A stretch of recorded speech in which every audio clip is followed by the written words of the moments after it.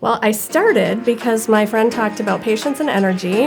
I definitely needed the energy, and if you talk to my family, they would tell you I needed the patience. So that's why I started, and honestly, those two things have been my favorite parts of my Thrive experience. But I tell people, it doesn't stop there. Within a couple of months, I started losing some weight. Before you know it, I'm not freaking out at the other drivers on the road. And I just don't anymore. I'm so much calmer and more patient in all facets of my life. My kids are a lot happier around me. My husband's a lot happier around me. And I just feel like I'm giving everybody the best version of Tiffanie.